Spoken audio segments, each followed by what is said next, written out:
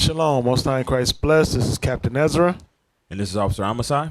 And this is another 15 minutes with the captains. And we're going to be dealing with this same series, which is Fringe Check. And this time we're going to be dealing with the role of a husband. The role of a husband.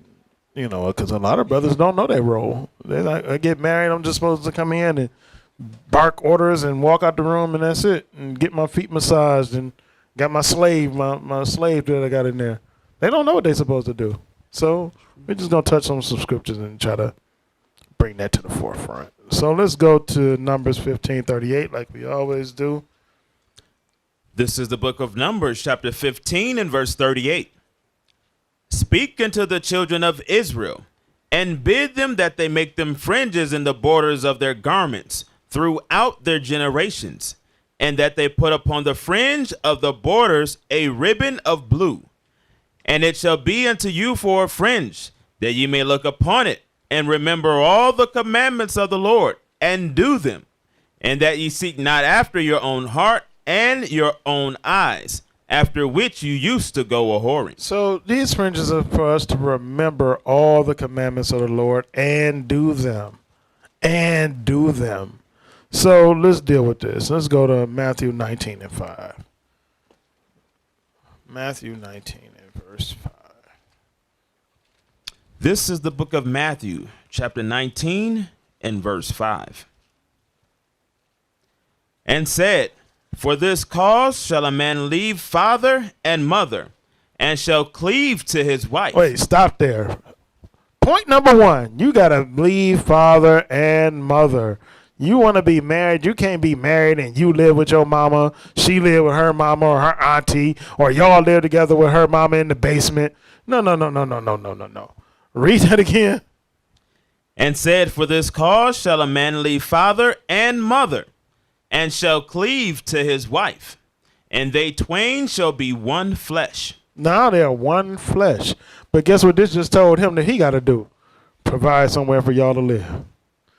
You got to do that. That's step one. If you come to us, well, if you're not even able to do that, we don't even want to have a conversation with you about, oh, I'm looking at a sister over there. That sister right there, I like her. Well, you can like her as much as you want over there till you got some way to take care of her. Sit over there and like her in quiet over there. Go ahead. Verse 6. Wherefore they are no more twain, but one flesh. Mm-hmm. What therefore God hath joined together, let no man put asunder. So once you get that woman, you made it to the stage, you're able to take care of her, it's been approved, you did everything decently and in order. Now you are one flesh with her. It's like one person, right? So let's get some more. Let's see what else is in there. Let's go to Sirach chapter 42 and verse 10. What else do you have to do as a husband? This is the book of Ecclesiasticus, or Sirach, chapter 42 and verse 10. In her virginity, lest she should be defiled and gotten with child in her father's house, and having an husband, lest she should misbehave herself, and when she is married, lest she should be barren. So you cannot deal with her when she's not up under your roof. You look up, it's a shame for her to be pregnant and be in her father's house. That's a shame. And you look up and your wife got to go home pregnant to her parents. And you go home to your parents. But that's your wife. It's like, that's a shame. So you have to provide. You have to be able to provide food, shelter, clothing, all of that. You're supposed to be able to provide that for your wife. Now watch this. Let's get, where's that at? I want Sirach chapter 25 and 22. This is the book of Sirach, chapter 25 and verse 22. A woman, if she maintain her husband, is full of anger, impudence, and much reproach. So this means that if she got to take care of you, she going to be angry. So that means you can't say, oh, well, you know, we not at her parents. We in her house. No.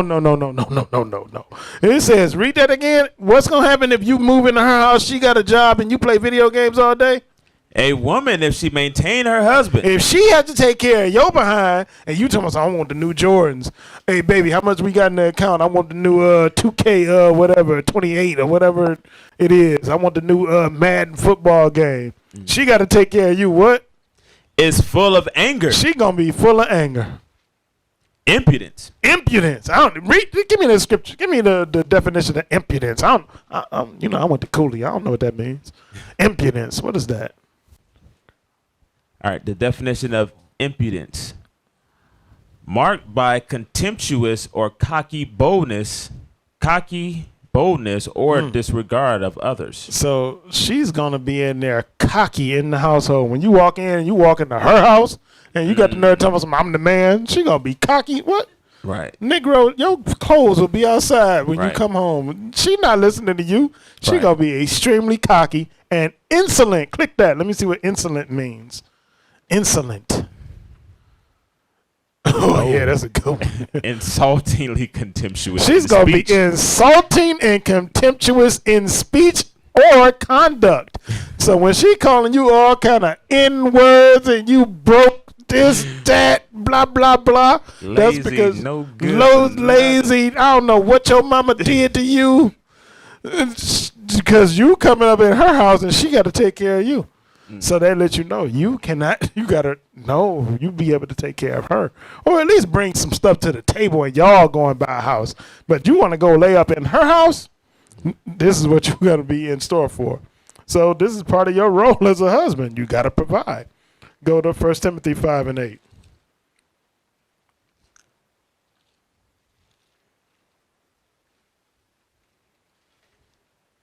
This is the book of 1 Timothy, chapter 5 and verse 8.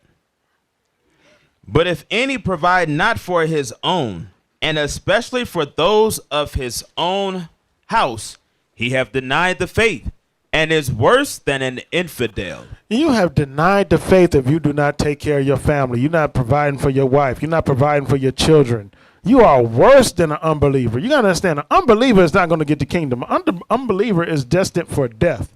You worse than him if you're not doing that.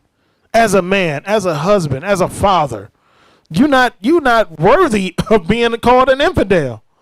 So you less than an infidel. So that's part of what you have to do. You have to provide. Let's go to 1 Corinthians 14. What else do you have to do? It's, all right, now you provide. You provided. You got a house. Y'all live together. You got your children there. Everything is good on that front. What else do you got to do? Start at verse 33. This is the book of 1 Corinthians chapter 14 and verse 33. For God is not the author of confusion, but of peace, as in all churches of the saints. Let your women keep silence in the churches, for it is not permitted unto them to speak. So you got to make sure your wife is silent. I'm good, kid. Go ahead. But they are commanded to be under obedience, as also saith the law. Here come the part I want. And if they will learn anything, let them ask their husbands at home, for it is a shame for women to speak in the church. So guess what you should be doing at home? Teaching your wife. You should be walking through the scriptures, explaining things to her. Listen, this is what this means. I don't care what a sister so-and-so told you at the church. This is what that means. This is how that works. This law precepts with this law. You teach her. You guide her. So what? What is she going to be able to do? Teach her children when you're gone. So now you at work, she's able to teach them. And she's like, no, that doesn't mean that. This means this. This is how this works. But you have to be able to build her up. And she has to ask you at home. Y'all work that out away from us. Y'all go figure that out in that house that you provided for. Right? So go to 2 Timothy 2:15. So now you have to teach the wife, right? This is the book of 2 Timothy chapter 2 and verse 15. Study to show thyself approved unto God, a workman that needeth not to be ashamed, rightly dividing the word of truth. So you have to study to be approved and be able to rightly divide the word of truth. Why? How can you teach your wife if you don't understand it? That means you're not providing what you're supposed to provide as a husband. If you're unable to teach her, you're not doing your full part as a husband. So you have to study to get there, right? So what's next? Go to 1 Timothy 3, and I want verse 1. Start there. This is the book of 1 Timothy, chapter 3 and verse 1. This is a true saying. If a man desire the office of a bishop, he desireth a good work. A bishop then must be blameless, the husband of one wife, vigilant, sober, of good behavior, given to hospitality, apt to teach. What's that part? Apt to teach. So you have to have an aptitude for teaching. Come on. Not given to wine, no striker, not greedy of filthy lucre, but patient, not a brawler, not covetous, one that ruleth well his own house. You have to know how to rule your own house. Meaning, ruling your house doesn't mean I just come in, like I said earlier, bark orders, slam doors, and do what I say, woman. No, you have to know how to provide what your house needs so it runs smoothly. That's your job. So it may be understanding because it may be an issue that you're having with your wife. Guess what? It may be just something where if you brought out the right understanding, that could correct that versus you coming in and yelling orders and barking. Or it's a situation with the children where she deal with them. Guess what? You came in with an understanding to fix that. Or it could be as simple as the lights is off. You came with the money to pay for the light bill and that fixed that. So guess what? Whatever the situation is, you as a husband should be able to fix it inside of that house. Come on.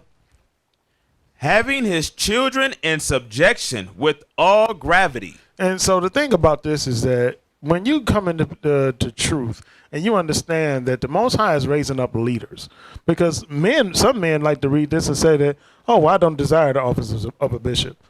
The second the Most High called you, he was trying to put you in the office of a bishop. He said we will be kings and priests. That means we will be leaders, and that's all he's looking for. So if you don't desire to be a leader, then you're in the wrong place. You need to go somewhere else. But if you do desire to be one of the children of God, you do desire to be one of the 144,000 men, well, guess what? You need to apply to all these things to your life. Read the last part, verse 5. Verse 5. For if a man know not how to rule his own house, how shall he take care of the church of God? How can you come in here and be a leader inside of the body and you can't even run your own house? You can't run however many children you got and one wife. How are you going to deal with a whole congregation of women and men and children? You're unable to. So these are the things that you have to correct and get in order when you become a husband. And especially if you plan on being a good husband. So watch this. Let's get this part. Let's go to 1 Peter 3 and 7. So it's like I said, it's not about just coming in and, you get a lot of young people, they get married or they come in the truth already and the brother might have a spirit where he like, yeah, I'm about these laws and I see these scriptures and women submit. And they see that and they want to take that home and just yell out all the submit scriptures. It's like, wait a minute, you got to get things in order and understanding first. Read this. This is the book of 1 Peter chapter 3 and verse 7. Likewise, ye husbands, dwell with them according to knowledge, giving honor unto the wife, as unto the weaker vessel, and as being heirs together of the grace of life, that your prayers be not hindered. So wait a minute. Watch this. Give me the definition of honor. Let's see what that is. Just get it in the regular Google. Let me see the definition of honor. All right, let's see. Read this one. It says honor, high respect, great esteem. You have to give high respect and great esteem to that wife. Read some of these synonyms down here. Synonyms: distinction, privilege, glory, tribute, kudos. Expand that. I want to see some more. So you have to give tribute to not tribute. You have to give kudos to your wife. You got to give prestige to her. Come on. Cachet, prestige, fame, renown, merit, credit, importance. This is one I see that I want to get to. Keep going. Notability. I want that one he got the mouse on. Respect. What's that one again? Respect. You have to give this to your wife. You have to be able to give her some of that Aretha Franklin, some of that RESPECT. That's right. And sisters be playing that at home. He come home after work. That's always playing. Nah, yeah, we come home and turn it off and put something else on. Put this on. Turn that off. But that's playing every day when he come home. He can hear it outside. But you have to be able to give her some respect. You got to be able to honor that woman. So, and the thing is, you got to understand is you became one flesh with her, which we're about to get it. Go to Ephesians. Let's just read it. You became one flesh with this woman. What does that mean? Let's get it out of the Bible. Ephesians 5:33. This is the book of Ephesians, chapter 5 and verse 33. Nevertheless, let every one of you in particular so love his wife, even as himself, and the wife see that she reverence her husband. So as a husband, you're supposed to love your wife as yourself. I'm telling you, I've been looking. I have yet to see a man call himself stupid for the way he cooked some food. I have yet to see a man cuss himself out because the way he did something or didn't do something. I ain't seen a man beating on himself yet, and he getting a domestic abuse charge because he beat himself up. I have not seen that. So again, you're supposed to love her as yourself. If you don't do it to yourself, you should not be doing it to her. Meaning also, you take care of men. I see men, they take care of themselves well. They go to get a haircut every week. They at the barber shop, fresh Jordans on or whatever. I don't know what people wear. But whatever it is, he got it. And then you look and he don't do and take care of his wife the same way. She in rags and she got to figure all this other stuff out to try to get clothes, getting stuff from hand-me-downs from other people. But you go shopping every week for yourself. No, you need to take care of her like you take care of you. So now go up, read up. I want you to go to verse 25. Verse 25. Husbands, love your wives, even as Christ also loved the church and gave himself for it. So you have to be able to love your wife and give yourself for. When it says Christ gave himself for the church, he died for the church. You got to be willing to put your life on the line for that woman. That's your role as a husband. You gotta be at the moment's notice. If somebody come up and they trying to harm your family, right there, you shouldn't be look up and all you see is the bottom of your gym shoes turning the corner. You should be trying to take on whoever's trying to attack y'all so she can have her gym shoes turning the corner. Right. Just you have to take that on as a husband. Read on. Verse 26. That he might sanctify and cleanse it with the washing of water by the word, that he might present it to himself a glorious church, not having spot or wrinkle or any such thing, but that it should be holy and without blemish. Come on. So ought men to love their wives as their own bodies. You got to love your wife like it's your own body.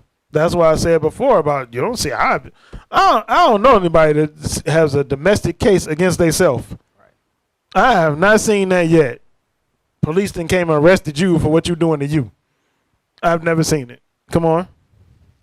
He that loveth his wife loveth himself. When you love your wife, it's just like loving yourself. Why? Because you are one flesh.